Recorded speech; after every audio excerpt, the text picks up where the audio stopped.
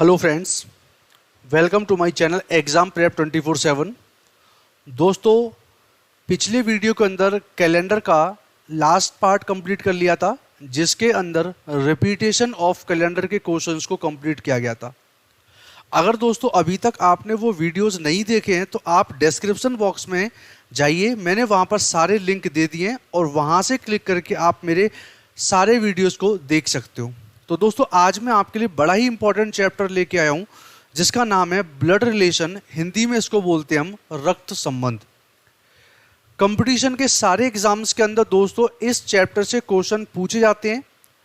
तो देख लेते हैं ब्लड रिलेशन क्या होता है और किस तरीके से क्वेश्चन को सॉल्व करने की अप्रोच हम अप्लाई करते हैं।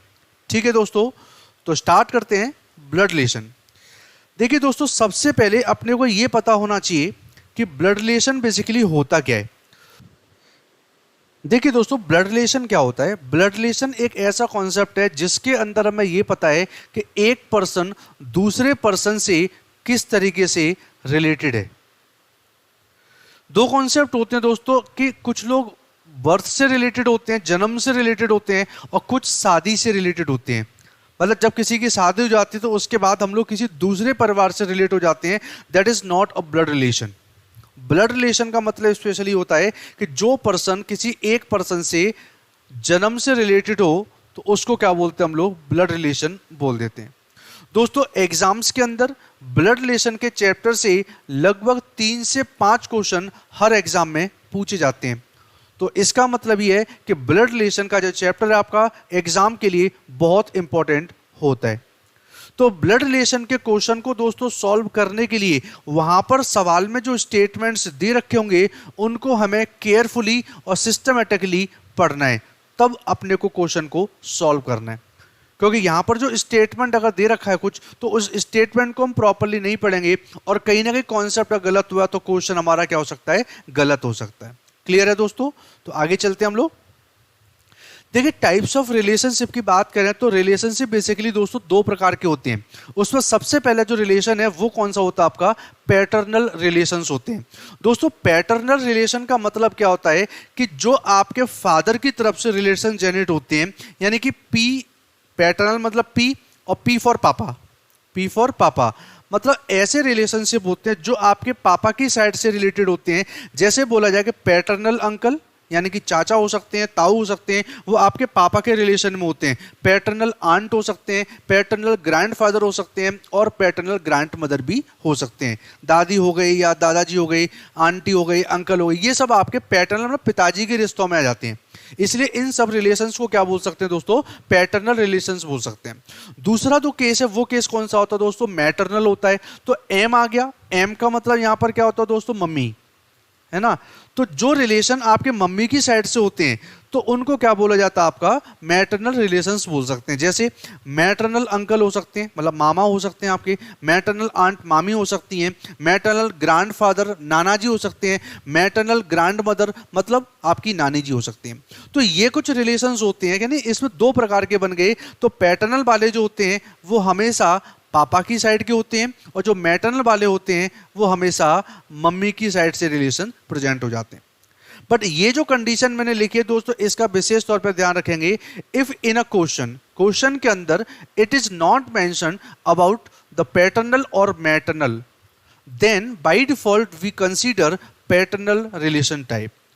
कई बार तो क्वेश्चन के अंदर दोस्तों दे रखा होता है कि वो अंकल हैं वो आपके पैटर्नल हैं या फिर मैटरनल, ये दे रखा होता है। पर दोस्तों जब ऐसा कुछ अगर नहीं मेंशन्ड होता है तो बाय डिफॉल्ट अपने को जो रिलेशन लेके चलना है वो कौन सा होता है, पैटर्नल रिलेशन को फॉलो करना होता है। क्लियर है दोस्तों?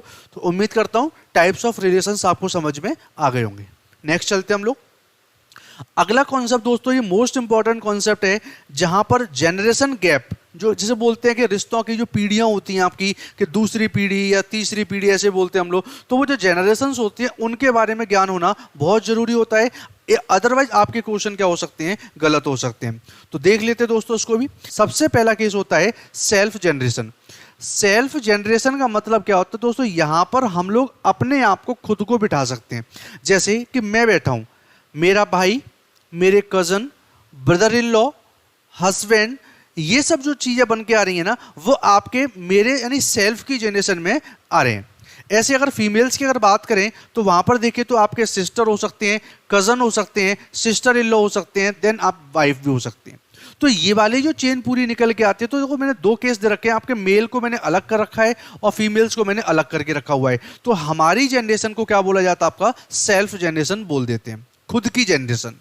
अब अपनी जनरेशन से ऊपर, तो हमारी जनरेशन ऊपर मतलब पापा हो गए, दादा हो गए, परदादा हो गए, ये सब अपने ऊपर चले जाते हैं। और अपने से नीचे वाली जो होती है उनमें बेटे हो गए, बेटे के बेटे ग्रैंडसन हो गए, उनके भी बेटे हो गए, तो वो डाउन में चले जाते हैं। तो मैंने चार्ट प्रॉपर तरीके से दे रखा है आपका। तो देखिए सबसे पहले आपका सेल्फ जनरेशन, देन आपका ऊपर गई तो ये चीज कौन सी बन जाती है, आपकी फर्स्ट जनरेशन अप, जिसके अंदर क्या प्रेजेंट होता है दोस्तों, पिताजी फादर आ सकते हैं, पैटर्नल अंकल आ सकते हैं, फादर इन लॉ आ सकते हैं, ससुर जी आ सकते हैं, मैटरनल अंकल भी आ सकते हैं। मैटरनल अंकल हो या कोई भी हो, वो सब अपने से जस्ट ऊपर वाली लेयर के अंदर प्रेजेंट होते हैं, जिसको हम फर्स्ट जनरेशन अप के नाम से जानते हैं। तो ये दोस्तों सारे किसके थे, आपके मेल्स के थे। और ये वाले जो केस है किसके हो जाएंगे, आपके फीमेल्स के हो जाएंगे। तो यहाँ पर मदर हो गए, यहाँ पर पैटर्नल आंट हो गए, यहाँ पर मदर इन लॉ हो गए, देन आपके मैटरनल आंट हो गए। तो इस तरीके से जो आपके ये वाला जो चेन बन जाता है, ये जस्ट हमारे से ऊपर वाली जनरेशन प्रेजेंट होती है। उनके भी ऊपर जो जनरेशन होती है, तो पहली जनरेशन सेल्फ की, then first generation up, then second generation up. तो इस सेकंड जनरेशन अप को जो केस बन जाता है, वो दादाजी वाली पीढ़ी होती है, उसको बोला जाता है। तो वहां पर क्या क्या चीजें प्रेजेंट हो सकती हैं, पैटर्नल या मैटरनल ग्रैंडफादर हो सकते हैं, आपके ग्रैंडफादर इन लॉ भी हो सकते हैं आपके, क्लियर है। ऐसे इस वाले केस में देखा गया तो आपके पैटर्नल मैटरनल ग्रैंड मदर हो सकते हैं, ग्रैंड मदर इन लॉ हो सकते हैं। तो ये वाली जो चेन आपकी निकल के आ रही है, ये कौन सी आपकी सेकंड जनरेशन आपके केस में प्रेजेंट हो रही है आपकी, क्लियर है। तीसरा एक और केस प्रेजेंट होता है, मेरी generation, first generation up, second generation up, then third generation up. Third generation जो होती है दोस्तों, ये आपके परदादा वाली परदादी वाली जो केस होते हैं उनको बोला जाता है। तो थर्ड जनरेशन का केस क्या हो जाता है, जैसे नॉर्मली हम ग्रैंडफादर बोलते हैं, उससे पहले ग्रेट शब्द लगा देते हैं, तो ग्रेट ग्रैंडफादर बन जाता है वो। तो ये जो ग्रेट ग्रैंडफादर वाला जो कॉन्सेप्ट है, वो आपके थर्ड जनरेशन आपके अंदर प्रेजेंट हो जाता है। तो क्या क्या आ सकते हैं दोस्तों, पैटर्नल या फिर मैटरनल ग्रेट ग्रैंडफादर आ सकते हैं, या फिर ग्रेट ग्रैंडफादर इन लॉ, मतलब वाइफ या हस्बैंड के केस में आपके दूसरे पक्ष में होते हैं, वो आपके परदादा जो बनेंगे उनको हम लोग इस जनरेशन में प्लेस कर सकते हैं। फीमेल्स की बात करें तो आपका देखिए paternal maternal great grand mother हो सकते हैं, और great grand mother in law भी प्रेजेंट हो सकते हैं। वैसे दोस्तों ये थर्ड जनरेशन अप होता है, उसके क्वेश्चन ना के बराबर आते हैं, बट इन केस एक दो बार सवाल जब प्रेजेंट होते हैं तो अपने को कोई भी कॉन्सेप्ट को छोड़ना नहीं है, सारे कॉन्सेप्ट अपने को पढ़ना जरूरी है। तो दोस्तों मैंने अभी तक आपको जनरेशन अप वाले केस तो बता दिए, देन अब हम लोग कहां पर जाएंगे, डाउन साइड में जाएंगे। तो देखिए हमारी जनरेशन हुई सेल्फ, उससे डाउन में जाएंगे तो फर्स्ट जनरेशन डाउन। तो दोस्तों फर्स्ट जनरेशन डाउन जब जाते हैं तो वो हमारे बेटा और बेटी वाली चेन बन जाती है। तो जैसे सन हो सकता है, नेफ्यू हो सकते हैं, सन इन लॉ हो सकते हैं, फीमेल्स में देखें तो आपके डॉटर हो सकती हैं, नीस हो सकते हैं, और आपके ये डॉटर इन लॉ भी हो सकते हैं, क्लियर है दोस्तों। एक चीज और, जैसे नेफ्यू की बात करें दोस्तों, तो नेफ्यू जो होता है जनरली हम लोग क्या मान के चलते हैं, भतीजा मान के चलते हैं, बट यहां पर नेफ्यू के केस में आपका भांजा भी प्रेजेंट हो सकता है। तो आपके जो सिस्टर के जो बेटे होंगे उनको हम भांजा बोल सकते हैं, और आपके सिस्टर की जो लड़की होती है, बेटी होती है, उसको हम लोग नीस के नाम से भी जान सकते हैं, क्लियर। अच्छा अब क्या हुआ कि सेल्फ जनरेशन, उसके बाद आपका नीचे की तरफ फर्स्ट जनरेशन डाउन आ गए, उसके बाद नेक्स्ट में आएंगे सेकंड जनरेशन डाउन। तो सेकंड जनरेशन डाउन में जैसे ऊपर की साइड में क्या थे, वो आपके ग्रैंडफादर थे, तो यहां पर क्या बन जाता है, ग्रैंडसन ग्रैंड डॉटर वाला केस प्रेजेंट हो जाता है। तो सेकंड जनरेशन डाउन में दोस्तों क्या आता है, ग्रैंडसन आ जाते हैं, देन ग्रैंडसन इन लॉ, ये आपके मेल्स में आ जाते हैं, और फीमेल्स में देखें तो ग्रैंड डॉटर आ सकती हैं, and grand daughter in law, ये भी चीजें प्रेजेंट हो सकती हैं आपकी, क्लियर है। और लास्ट में जो बच्चा आता है दोस्तों, वो केस कौन सा बन जाता है आपका, थर्ड जनरेशन डाउन। जैसे वहां पर ग्रेट ग्रैंडफादर थे, यहां पर ग्रेट ग्रैंडसन बन जाते हैं। तो ग्रेट ग्रैंडसन या फिर great grandson in law males में बन गया, और फीमेल्स के केस में दोस्तों क्या बनेगा, great grand daughter and great grand daughter in law. दोस्तों इस चीज को समझना बहुत जरूरी है, क्योंकि जनरेशन गैप अगर नहीं पता होगा तो कई बार आपके सवाल गलत हो सकते हैं। जैसे कई बार क्या हुआ, अगर आपको जनरेशन गैप का नॉलेज नहीं है, आपसे बोला जाए कि A is a grandfather of B, A is a grandfather of B. तो यानी बोला जा रहा है बी के ग्रैंडफादर ए हैं। अब देखो गैप का केस अगर देखा जाता है तो बोला गया था कि जो ए है ना बी के ग्रैंडफादर हैं, तो जनरेशन गैप मान के चलिए नहीं पता तो को मैंने बी लिख दिया, बी के ग्रैंडफादर उन्होंने क्या बना दिया, किसी स्टूडेंट ने बना दिया, यहां पर आपके ग्रैंडफादर बना दिए, यू रिलेट कर दिया। बट ये तो दोस्तों गलत हो जाएगा। गलत क्यों हो जाएगा? क्योंकि यहां पर देखो एक ही लाइन प्रेजेंट हो रही है, दैट मीन्स यहां पर क्या हो रहा है, आपका सिंगल जनरेशन प्रेजेंट हुआ है। तो इस केस को अगर बोला जाएंगे तो यानी जो ए है ना वो आपके बी के पिताजी माने जाएंगे, ना कि दादाजी माने जाएंगे। ठीक है दोस्तों, तो दोस्तों जनरेशन गैप का नॉलेज होना बहुत जरूरी होता है और ये आपके लिए बहुत हेल्पफुल होगा। ठीक है दोस्तों, इसके बाद जो डिफरेंट टाइप के रिलेशंस हो सकते हैं कि मामा कौन होते हैं, चाचा कौन होते हैं, ताऊ कौन होते हैं, इन सब का मैंने प्रॉपर चार्ट बना के इस वीडियो के लास्ट स्लाइड के अंदर मैंने दे रखा है। तो आप वहां से जाके उस पूरे चार्ट को लिख सकते हो, पढ़ सकते हो और समझ सकते हो, जिससे आपको जानकारी मिल जाएगी कि कौन कौन से आपके रिश्ते होते हैं जिनसे अपने एग्जाम के अंदर क्वेश्चन प्रेजेंट हो जाते हैं। क्लियर है दोस्तों? मैं आगे चलता हूं। अब नेक्स्ट जो पॉइंट है आपका दोस्तों, कुछ कंडीशंस होती है वो अपने को समझना बहुत जरूरी होता है। सबसे जो पहला पॉइंट है, किसी भी पर्सन के नेम से उसका जेंडर अज्यूम नहीं करना है। कई बार बोल देते कि Ram went to Agra, Ram went to Agra, Ram Agra गया था। तो राम वेंट टू आगरा, अगर हिंदी में बोलते हैं कि राम आगरा गया, देन हम समझ जाएंगे कि हाँ वो कौन है, आपका एक फीमेल मेंबर है या फिर मेल मेंबर है। बट अगर बोले इंग्लिश के अंदर कि राम वेंट टू आगरा, तो हम डिसाइड नहीं कर पा रहे कि राम आपका मेल है या फीमेल है, तो उस केस में आपको नेम से कभी भी जेंडर अज्यूम नहीं करना है। दूसरा कॉन्सेप्ट क्या है कि आपका जो स्टेटमेंट दे रखा रहता है दोस्तों, उसके अंदर ही और शी इन दोनों टर्म का विशेष तौर पर अपने को ध्यान रखना पड़ेगा, क्योंकि ही और सी इसी के ब्याह पर हम लोग डिटरमाइन कर पाते हैं कि पर्टिकुलर पर्सन का जेंडर क्या होता है। ठीक है, इतना तो आप सभी को पता होगा कि जो ही होता है वो हमेशा किसके लिए होता है, मेल मेंबर के लिए होता है, और जो शी होता है वो हमेशा किसके लिए होता है, फीमेल मेंबर के लिए होता है। अगला जो कंसेप्ट है, break down the questions into small parts, यानी बड़ी प्रॉब्लम को छोटे छोटे पार्ट्स में आप डिवाइड कर लीजिए, तभी हम उस अप्रोच को प्रॉपर्ली लगा सकते हैं। नेक्स्ट कॉन्सेप्ट क्या है, देखिए, do not assume the gender. देखिए किसी भी पर्सन का अगर जेंडर क्लियर नहीं है तो आप उसका जेंडर अपनी मर्जी से अज्यूम नहीं करोगे। क्लियर है? पांचवा पॉइंट दोस्तों कह रहा है कि create family tree to solve the questions of blood relation. देखो यहां पर एक अप्रोच बन जाती है कि ब्लड रिलेशन के क्वेश्चन को सॉल्व करना होता है तो हमें एक चार्ट बनाना पड़ता है। उसको कई बार हम लोग दोस्तों फैमिली ट्री भी बोल देते हैं और कई बार हम लोग फैमिली चार्ट के नाम से भी बोल देते हैं। मैं अभी आपको सिखाऊंगा कि family tree, family chart create कैसे करते हैं, ड्रॉ कैसे करते हैं। और ये वाला पॉइंट मैं आपको पहले ही मेंशन कर चुका हूं कि जब पैटर्नल और मैटरनल रिलेशन मेंशन नहीं है, देन बाय डिफॉल्ट अपने को क्या फॉलो करना होता है, पैटर्नल रिलेशन फॉलो करना होता है। ठीक है दोस्तों, आगे चलते हैं। नेक्स्ट देखिए दोस्तों, कुछ सिंबल्स हैं। ये सिंबल्स आपके यूज होंगे फैमिली ट्री को या फैमिली चार्ट को क्रिएट करने के लिए, ड्रॉ करने के लिए। तो इसमें दोस्तों क्या होता है कि कई अलग अलग लोग होते हैं तो वो आपके अलग अलग सिंबल्स का इस्तेमाल कर लेते हैं। तो यहां पर मैं आपको अपने सिंबल्स बता रहा हूं। तो देखो यहां पर जो प्लस सिंबल मेंशन्ड है, तो plus symbol is use to represent male member. तो मेल्स के लिए हम लोग क्या करेंगे, नॉर्मल सा हम प्लस सिंबल यूज कर लेते हैं। ऐसे माइनस का जो सिंबल दे रखा है वो हमेशा किसके लिए यूज करेंगे दोस्तों, हम लोग फीमेल पर्सन के लिए यूज करेंगे। ये जो इस तरीके से डबल हॉरिजॉन्टल लाइन है, दो लाइनें जो होती हैं, ये हमेशा याद रखेंगे। जो डबल लाइन होती है वो आपका हस्बैंड वाइफ रिलेशनशिप को बताता है। हस्बैंड वाइफ का रिलेशन अगर बनाना पड़े, जैसे को बोले कि A is a wife of B, तो ए जो है ना वो कौन है, वाइफ है। बोल दिया यहाँ पर तो सिंबल लगा दिया माइनस, मतलब फीमेल है, तो ये सिंबल लगा दिया, तो यहाँ पर क्या बन गया, ये बी का केस आ गया। तो जाहिर सी बात है अगर ए इस वाइफ है तो ये बी क्या बनेगा, हस्बैंड बनेगा। और डबल लाइन क्या रिप्रेजेंट कर रही है यहाँ पर, आपका ये हस्बैंड वाइफ का रिलेशन है। क्लियर है? सिंगल लाइन अगर प्रेजेंट होती है दोस्तों, single horizontal line is used to represent brother sister relationship.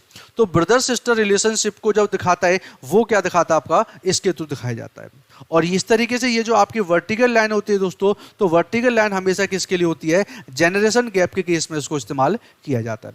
तो बेसिकली 5 सिंबल होते हैं। तो इन सिंबल का दोस्तों यूज करेंगे हम लोग केस में फैमिली ट्री, फैमिली चार्ट को क्रिएट करने के लिए यूज करेंगे। कैसे यूज करते हैं तो नेक्स्ट आज देख लेते हैं हम लोग किस तरीके से इनको यूज किया जाता है। देखिए मैं आपको कुछ छोटे छोटे पैटर्न्स पहले आपको बता दूं, देन आपके बड़े कॉन्सेप्ट भी प्रेजेंट होंगे आगे चल के, क्योंकि मेरा मानना यह है कि जब तक बेसिक क्लियर नहीं है तो आगे के क्वेश्चन को सॉल्व करने में दिक्कत आ सकती है। तो सबसे पहला पॉइंट है A is a father of X. तो फादर की जनरेशन, जैसे मैं सेल्फ पर हूं तो पिताजी कहां पर होंगे, मेरे से ऊपर होंगे या फिर नीचे होंगे, ऊपर की साइड में होंगे। तो पिताजी को ऊपर रखना है और उनका बेटा या बेटी उसको नीचे रखना है। दैट मीन्स मान के चलिए एक्स को मैं अगर यहाँ पर रखता हूँ तो एक्स के पिताजी हैं, तो पिताजी इस एक्स से ऊपर की जनरेशन में होंगे। दैट मीन्स ये कौन बन गए, आपके ए बन गए, और यहाँ पर पिताजी हैं तो दैट मीन्स यहाँ पर सिंबल क्या लगाऊंगा, यहाँ पर आपका ये प्लस सिंबल लगाऊंगा और ये आपकी वर्टिकल लाइन बन चुकी। मतलब यहाँ पर एक जनरेशन का गैप हो रहा है, यहाँ पर एक जनरेशन का गैप है। बट अगर कोई पूछता है कि ए के रेफरेंस में एक्स कौन है, तो ए के रेफरेंस में एक्स हमें पता ही नहीं है।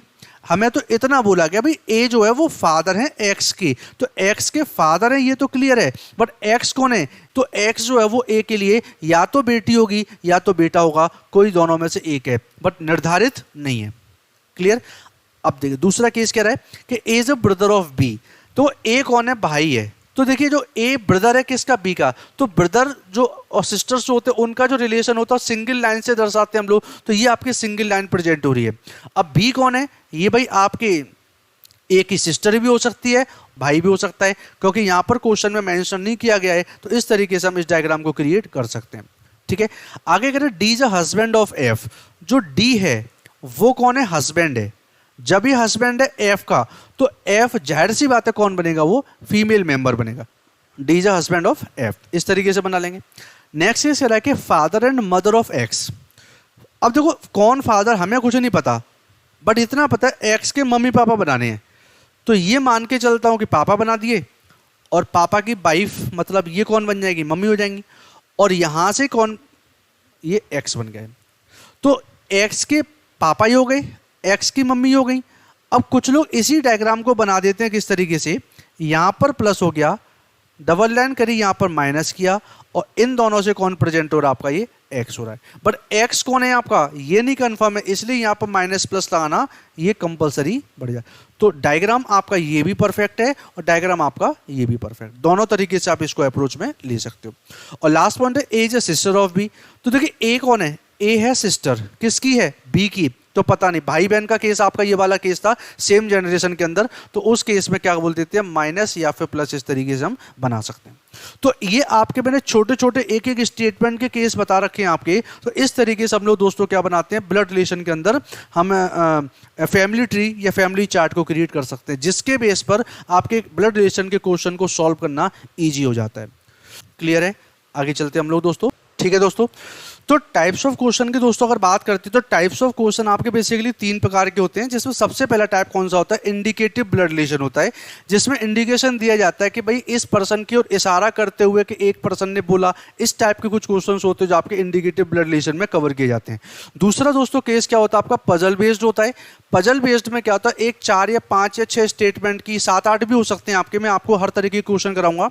तो उसमें कई सारे स्टेटमेंट का एक फॉर्मेट दिया जाता है कि A is a brother of B, B is a sister of D, D is a mother of F. तो इस तरीके से 4-5-6 स्टेटमेंट दे रखे होते हैं और छोटी सी पजल बन जाती है। तो इस टाइप को क्या बोलते हैं तो पजल बेस्ड बोल देते हैं, जो आपके नेक्स्ट वीडियो के अंदर आपको प्रेजेंट करूंगा मैं। ठीक है, और तीसरा जो केस बन जाता है वो क्या होता है आपका, कोडेड ब्लड रिलेशन बन जाता है। जैसे अगर बोला जाता है कोडेड के लिए, जैसे मान लीजिए ए प्लस बी बोला गया, तो बोला जाएगा ए प्लस बी का मतलब क्या होता है कि A is a sister of B. तो अब देखो जो प्लस सिंबल है ये क्या है आपका, ये वाला सिस्टर को डिनोट कर रहा है। तो इस तरीके के जो क्वेश्चंस होते हैं इनको दोस्तों क्या बोलते हैं, कोडेड ब्लड रिलेशन बोल देते हैं। ठीक है, तो 3 पैटर्न है आपके। तो आज की क्लास में दोस्तों जो स्टार्ट कर रहे हैं वो केस कौन सा, पहला वाला इंडिकेटिव ब्लड रिलेशन के नाम से उसको किया जाएगा। ठीक है, तो स्टार्ट कर लेते हैं हम लोग इंडिकेटिव ब्लड रिलेशन। दोस्तों इसकी अप्रोच क्या होती है, इंडिकेटिव ब्लड रिलेशन के क्वेश्चन जो होते हैं उनकी जो बेस्ट अप्रोच होती है वो होती है दोस्तों क्या, बैक ट्रैकिंग। दोस्तों बैक ट्रैकिंग का मतलब क्या होता है, पीछे से चलना, पीछे से चलना। जैसे कि एक एग्जांपल दे रखा है, राम सेड टू हरी। तो राम बोल रहा है, राम को आप खुद को मान के चलिए आप, ठीक है। तो राम बोल रहा है मेरे फादर की वाइफ। तो देखो राम के फादर की वाइफ का मतलब क्या, वो राम की मम्मी हो गई, राम के पिताजी और उनकी वाइफ मतलब मम्मी, मम्मी की डॉटर मतलब मम्मी की जो डॉटर होगी वो राम की सिस्टर लगेगी, और उस सिस्टर के दो भाई हैं, सिस्टर के दो भाई हैं, उनमें से छोटा वाला है ना वो लड़का है जो फुटबॉल खेल रहा है। तो पूछा यह गया कि वो जो लड़का है ना वो राम का कौन है, तो राम का भाई तो बनेगा वो। तो फाइनली आंसर दोस्तों क्या निकल के आ रहा है आपका, राम का ब्रदर निकल के आ रहा है। तो इस तरीके से बैक ट्रैकिंग करते हुए हम चीज़ों को आसानी से सॉल्व कर सकते हैं और कहीं कोई समस्या नहीं है। बट फिर भी मैं यही कहूँगा कि जो स्टेटमेंट दे रखा होता है ये वाला, इस स्टेटमेंट को दोस्तों बड़े ही ध्यान से पढ़िए और जो भी आपका आंसर निकलेगा परफेक्ट आंसर निकल के आ जाता है। बात समझ में आई है? तो इसके मैं कुछ क्वेश्चन आपको और प्रैक्टिस के लिए करा रहा हूं, तो उनको ध्यान दीजिए किस तरीके से क्वेश्चन को सॉल्व करते हैं और आसानी से चीज़ों को आप हैंडल कर पाओगे। क्लियर है? चलिए, सबसे पहला क्वेश्चन दोस्तों क्या है, तो सबसे पहला क्वेश्चन ये कह रहा है कि pointing towards a person, pointing towards a person a man said to woman. Man कह रहा है किससे, वुमन से कह रहा है, एक पर्सन की ओर इशारा करते हुए क्या कह रहा है, his mother is the only daughter of your father. अब सपोज करो ये योर फादर है, यानी वो आदमी जो है ना, वो मैन है, वो वुमन से कह रहा है कि आपके पापा की इकलौती बेटी जो है ना वो मेरी माँ है, मतलब हिज माँ है ना, उस पर्सन की माँ है। मतलब ये कहना चाह रहा है कि ये जो देखिए आपका जो वुमन है, क्वेश्चन ये कह रहा है वुमन के पिताजी, तो वुमन के पिताजी आपके यहां पर बन गए। अब कह रहे हैं उनकी इकलौती डॉटर, ये खुद ही बन जाएगी ना। इकलौती शब्द का मतलब क्या होता है, एक पर्सन है ना, तो आपके वो खुद ही बन गई वुमन। और ये जो वुमन है उस पर्सन की कौन है, मम्मी है। तो ये पर्सन के लिए ये वुमन कौन बनी बताओ, मम्मी बन गई कि नहीं बन गई। तो इस पर्सन के लिए ये जो वुमन है क्या बन गई, मम्मी बन गई। तो दोस्तों इसके लिए आंसर दोस्तों क्या बन जाता है, मदर बन जाता है। इस तरीके से आपका क्वेश्चन प्रेजेंट ये हो पाया। तो यहां पर भी देखो हमने पीछे से स्टार्ट किया, योर फादर से स्टार्ट किया था, देन बैक ट्रैकिंग करते हुए इस चीज को आप आसान से सॉल्व कर सकते हो। क्लियर है दोस्तों? सेकंड क्वेश्चन पे चलते हैं। देखिए सेकंड क्वेश्चन क्या है, अनिल इंट्रोड्यूसेस रोहित। जो अनिल है ना, रोहित का परिचय दे रहा है as the son of the only brother of his father's wife. यानी अनिल कह रहा है, देखो क्या कह रहा है कि ये जो रोहित है, अनिल कह रहा है कि जो रोहित है वो कौन है, तो अनिल के फादर्स की वाइफ, तो अनिल के पिताजी और उनकी कौन है यहां पर, वाइफ है। और वाइफ का इकलौता भाई ये हो गया, मतलब मामा हो गया। और उसका बेटा कौन है, रोहित है। तो उसका बेटा कौन है आपका, रोहित है। तो पूछ कर है कि how is Rohit related to Anil. तो रोहित अनिल से कैसे रिलेटेड है। अब देखो ये आपके रियल तो नहीं है, यानी कि ये कौन हो गई, ये अनिल की मम्मी हो, अनिल के पापा ये मम्मी हो गई। और मम्मी का भाई कौन, मामा। और मामा का जो लड़का होगा वो आपका भाई तो लगेगा, बट क्या लगेगा, ममेरा भाई। मतलब क्या, ये बनेगा कजन बन जाएगा आपका। ये रियल ब्रदर सिस्टर के केस में नहीं है। यहां पर आपका जो रोहित है वो अनिल के लिए दोस्तों क्या बन जा रहा है, कजन। तो option number A is the correct answer. Answer क्या बनेगा दोस्तों, कजन बन जाएगा ये। क्लियर? नेक्स्ट क्वेश्चन देखते हैं। अगला क्वेश्चन कह रहा है कि pointing to Nitin Mohan said. कौन कह रहा है, मोहन कह रहा है। क्या कह रहा है, मोहन कह रहा है क्या, कि I am the only son of the only son of one of the son of his father. इसका कहने का मतलब क्या है कि मोहन कह रहा है, नितिन की ओर परिचय देते हुए कह रहा है, कौन, मोहन। तो नितिन के पिताजी क्या कह रहा है, मोहन कह रहा है हिज फादर, मतलब किसके फादर, नितिन की बात हो रही है।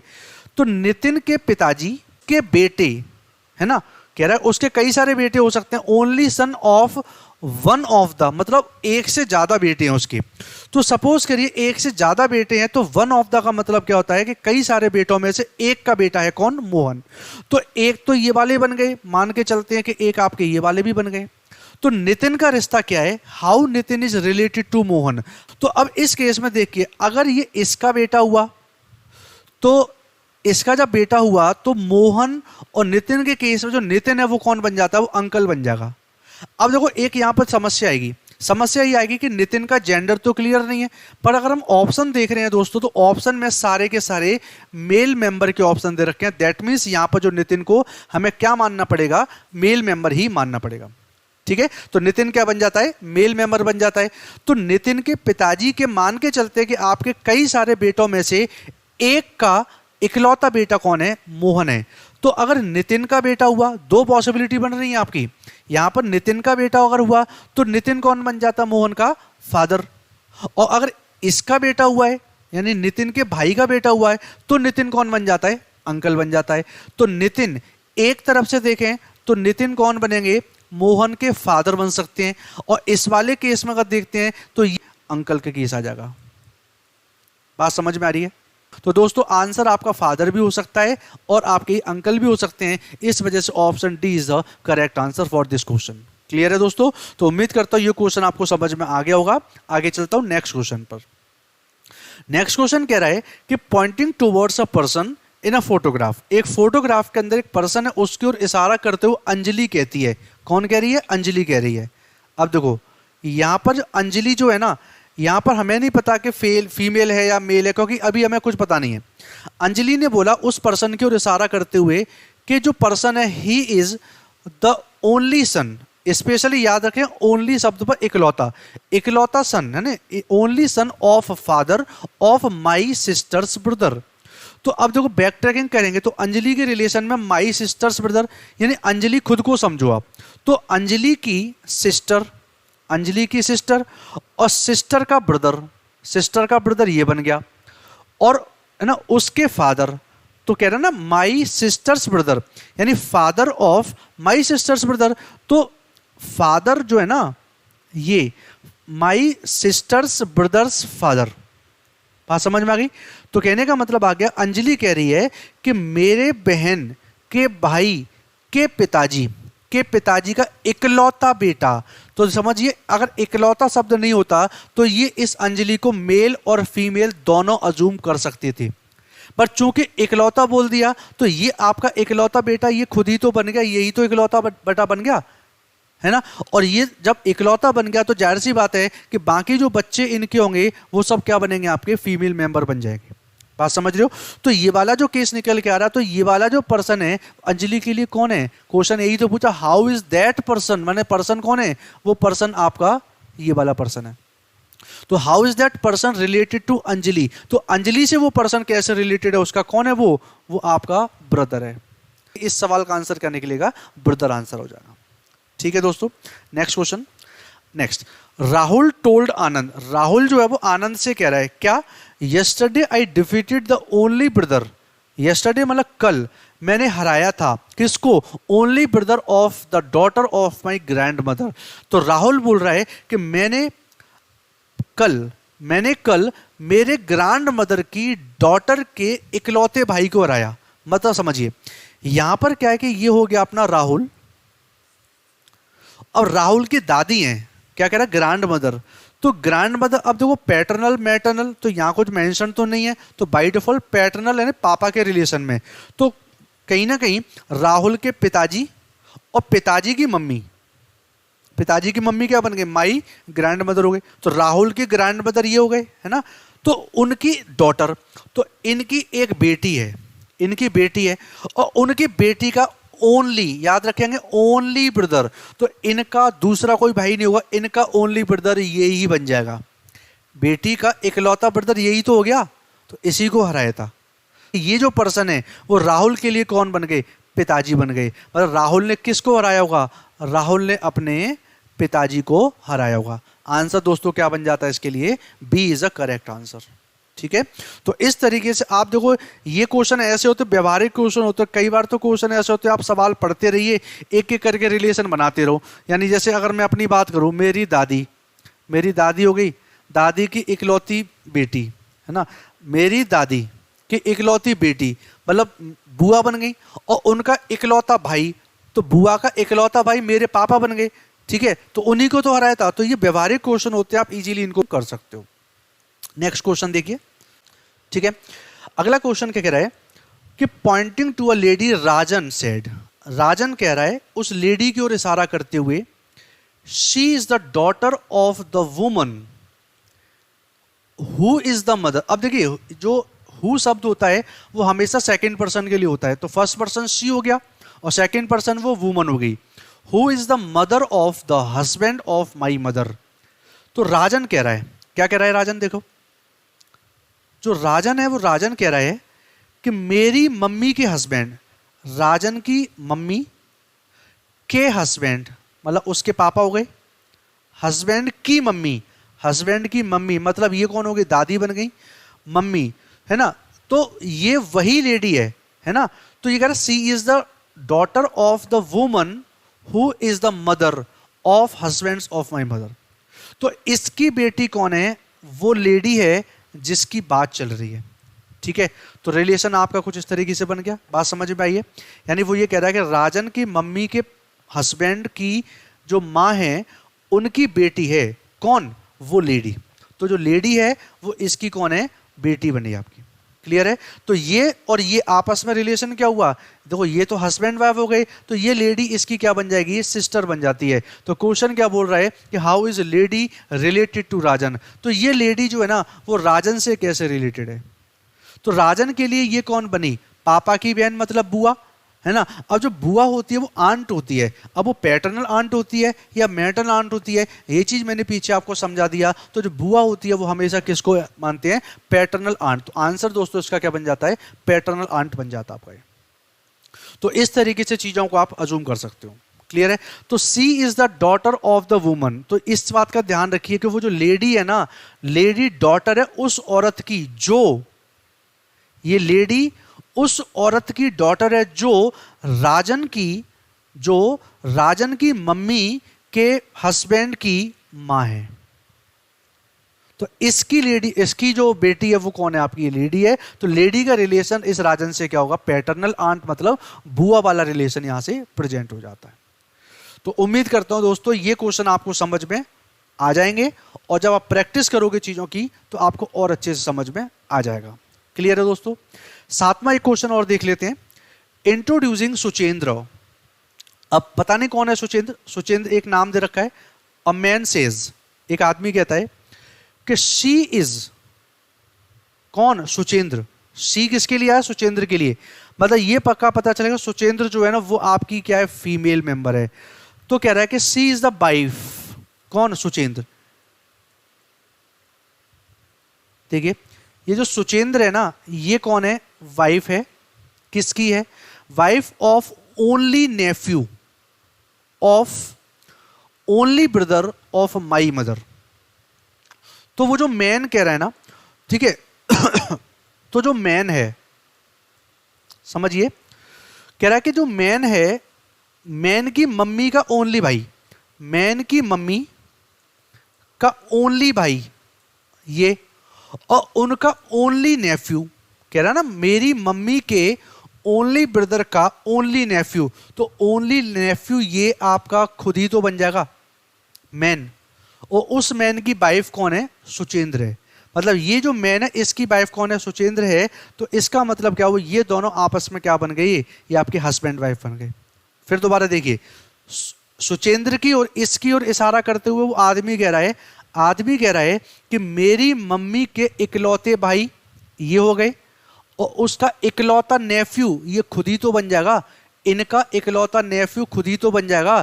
तो इसकी वाइफ कौन है, सुचेंद्र है। तो कह रहा है कि she is Suchendra is the wife of, तो Suchendra is the wife of that person, है ना। तो वो इस केस में देखेंगे तो कुछ क्वेश्चन पूछ रहा है कि how is Suchendra related to man. तो सुचेंद्र उस मैन से कैसे रिलेटेड है आपकी, वो आपकी कौन बन जाती है, वाइफ बन जाएगी। तो दोस्तों इसका आंसर क्या बन जाता है दोस्तों, वाइफ बन जाएगा ये। तो दोस्तों ये जो क्वेश्चन होते हैं आपके बड़े अच्छे क्वेश्चन होते हैं, और आसानी से इन चीज़ों को हम मैनेज कर सकते हैं। और अगर आप नॉर्मली व्यवहारिक तरीके से कर सकते हो तो वो भी हो सकता है पॉसिबल। तो इस तरीके से आपके जो इंडिकेटिव ब्लड रिलेशन के क्वेश्चंस होते हैं इनको आप आसानी से मैनेज कर सकते हो। ठीक है दोस्तों। इसके बाद दोस्तों ये जो दो क्वेश्चन मैं आपको दे रहा हूं होमवर्क के लिए दे रहा हूं, और इनके जो क्वेश्चन के आंसर निकालिए, और आंसर निकाल के आप मेरे को कहां पर देंगे दोस्तों, कमेंट बॉक्स के अंदर आंसर लिखेंगे आप। ये तो उम्मीद करता हूं ये चीजें आपको समझ में आ चुकी होंगी। उसके बाद जो मैंने बोला था कि इसके सबसे लास्ट में मैं आपको एक चार्ट दे दूंगा जिसमें आपको सारे रिलेशंस पता चल जाएंगे कि किस रिलेशन को क्या क्या बोला जाता है। तो वो सारे केस आप इस चार्ट से प्रिपेयर कर सकते हो। ठीक है दोस्तों, तो उम्मीद करता हूं ये वीडियो आपके लिए बेनिफिशियल रहेगी और आपको अच्छी लगेगी वीडियो। और अगर आपको वीडियो दोस्तों अच्छी लगी है तो आप मेरे इस चैनल को सब्सक्राइब करिए, लाइक करिए, शेयर करिए और जितना हो सके कमेंट करिए। ठीक है दोस्तों, thank you, all the best.